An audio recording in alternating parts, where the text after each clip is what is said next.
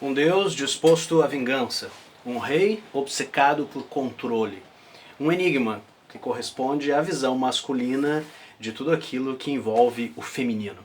Todos esses elementos estão presentes em As Bacantes de Eurípides, uma peça que encerra o grande ciclo de produção trágica na Atenas do V século a.C. E a peça que nós vamos discutir no vídeo de hoje, Enéas Tavares, aqui na nossa continuidade do curso de literatura greco-latina, com vídeos curtos, em torno de 10 minutos, a respeito das obras que são basilares da nossa tradição clássica ou da nossa tradição antiga. No caso de As Bacantes, depois de nós passarmos por Orestia, de Ésquilo, por Medeia, do próprio Eurípides e de Édipo, rei de Sófocles, nós temos a conclusão de um grande arco dramático que vai apresentar não apenas uma homenagem a Dionísio, e essa peça ela é muito particular porque Dionísio está em cena, Dionísio é personagem, como também a conclusão daquilo que seria, séculos depois, interpretado como as bases do princípio apolíneo de um lado e do princípio dionisíaco do outro.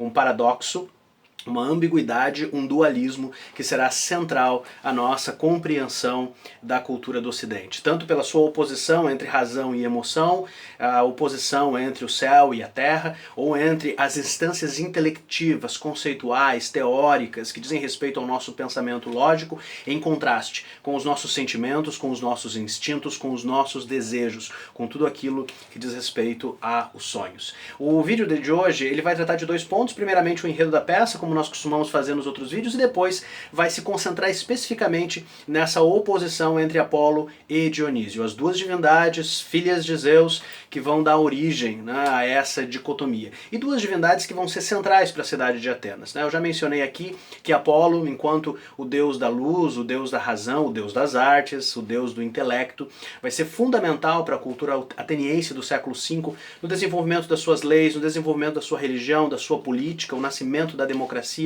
como também no desenvolvimento daquilo que nós vamos conhecer logo depois como a filosofia, que vai ter início com o seu centramento assim, mais voltado para o humano e menos para os fenômenos naturais, com Sócrates, uma figura filosófica basilar da nossa cultura, que chega logo depois da tragédia e que vai, a partir da tragédia, postular, conceber, problematizar uma série de questões. Essa relação entre filosofia e tragédia é um lugar comum no que diz respeito à história, no que diz respeito à crítica.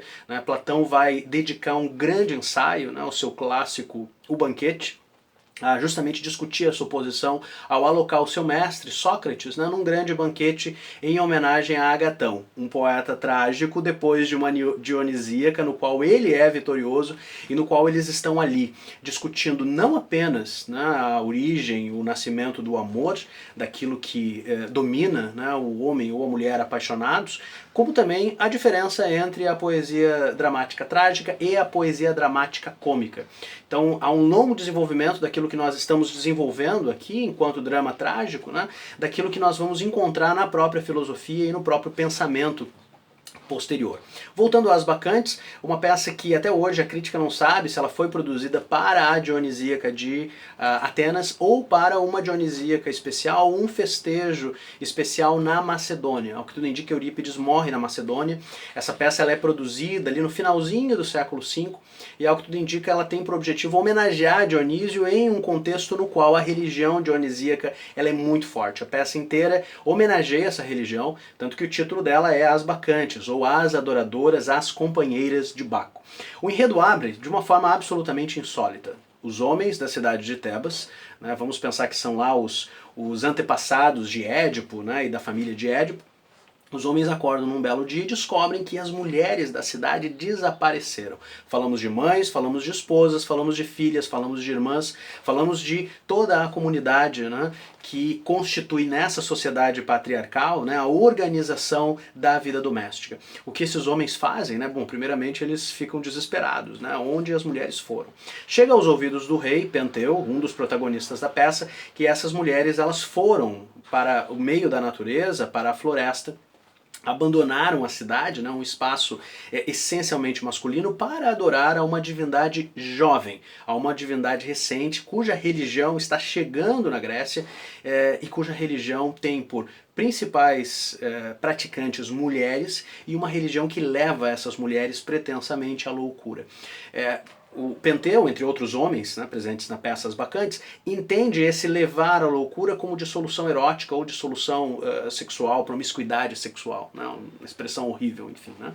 Mas essa é a leitura que essa sociedade patriarcal, controladora, absolutamente ciumenta, né, e desconfiada no que diz respeito, né, às ações e pensamentos, né, das mulheres presentes na sua vida, essa é a concepção. Então, se as mulheres abandonaram a cidade, foram para o meio da floresta, é porque certamente elas estão lá dedicadas a algum ato, né, de decadência erótica sexual, ou que envolva o encontro com outros homens. Na verdade, elas estão lá para praticar uma religião que é essencialmente quitônica, que é essencialmente natural, ou seja, a religião dionisíaca ela não é praticada no início da primavera e no início, né, de períodos no qual a colheita é prevista, né, e no qual você precisa da bênção divina para que você possa ter o plantio sendo bem sucedido. Né?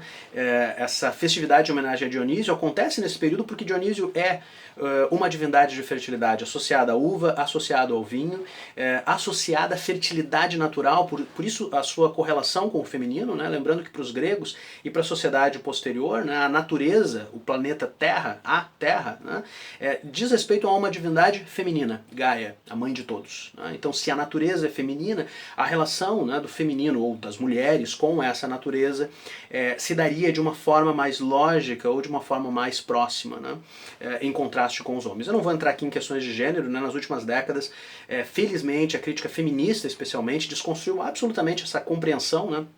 Algo masculina, controladora, conceitual, intelectiva, petrificada, né, no que diz respeito ao masculino e do feminino. Mas aqui nós trazemos esse ponto a partir da visão de Eurípides, que está tratando de símbolos. Né? Quando ele fala de homens e mulheres, ou do masculino e do feminino, lá na peça, são símbolos que representam determinadas associações com a natureza. Né? Então o masculino nessa peça ele é um símbolo de dominação citadina, urbana. Né? Os homens constroem muros, cidades e tal. Né? Ao passo que o feminino nessa peça funciona como um símbolo da natureza, das forças quitônicas que estão lá fora, sim, mas que estão aqui dentro também. Né? Lembrando que nós somos componentes da natureza, por mais que a nossa ilusão, né, urbana, citadina, enfim, civilizatória, né, nos retire da natureza. A natureza está tão presente dentro de nós, né, que a própria natureza que nos dá vida também registra no nosso código genético um prazo de validade. Né? A natureza é a nossa matriarca, né? Mas ela é também aquela que põe fim à nossa existência. Lembrando que a tragédia grega está repleta, né, de figuras maternais assassinas, ou se não, figuras maternais associadas à morte. Nós falamos de Clitemnestra, que condena o seu filho Édipo à morte. Nós falamos de Medeia, né, no qual isso é óbvio. Nós falamos de Clitemnestra, lá de Orestes, né, que também é uma figura maternal associada à morte, ela mata o marido. Né?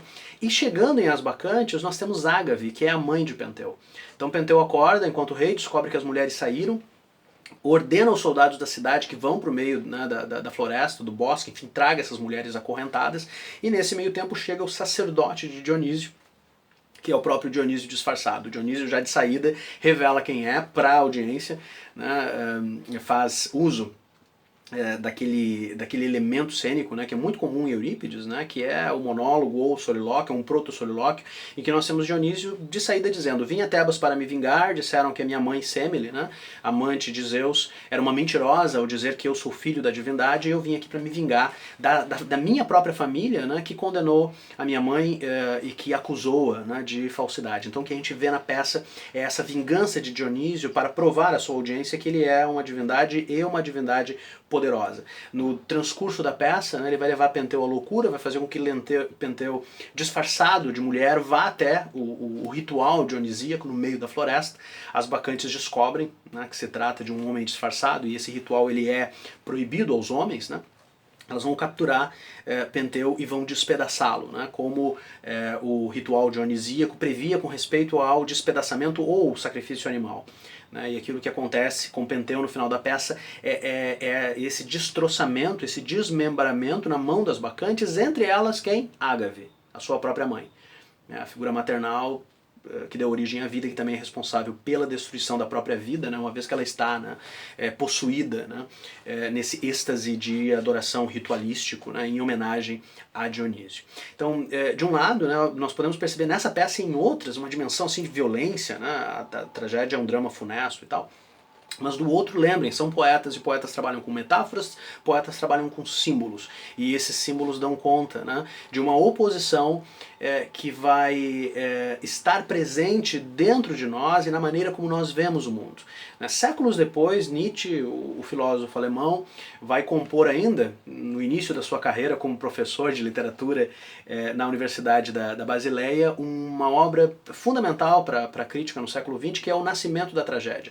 E o que Nietzsche vai colocar ali é justamente que a tragédia ela vai alocar, enquanto uma multiplicidade de artes, essas duas divindades. A imagem, a poesia, a palavra, né, de Apolo com a música, com o ritmo, com o batimento cardíaco que configura Dionísio. E dessa união entre aspectos visuais e sonoros, entre intelecto e corpo, aquilo que é aprendido pelos outros sentidos do corpo, nós teremos, né, a produção artística, especialmente a tragédia, que segundo Nietzsche funcionaria como a exemplificação da fusão de todos esses elementos. Mas o que nos fica de Nietzsche, para além das questões estéticas, é justamente a questão conceitual. Né?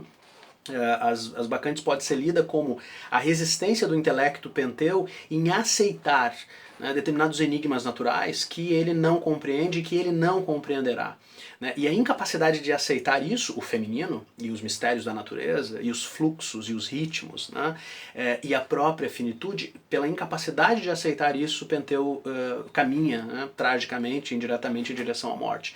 E esse é o final da tragédia, né? Num alerta, né, aos controladores que vão se multiplicar na história da humanidade. Né? Eu costumo brincar nas aulas, né, que o Penteu ele é um protótipo do control freak que nós conhecemos muito bem, que quer saber tudo, quer controlar tudo, né, que é saber nos mínimos detalhes o que as pessoas ao seu redor estão fazendo. Né? E o que a poesia está fazendo já há 2.500 anos é identificar esse tipo de proceder e demonstrar o quanto, né, a ilusão do controle, na verdade, leva à própria dissolução. Aquilo que nós vemos em As Bacantes de Eurípides.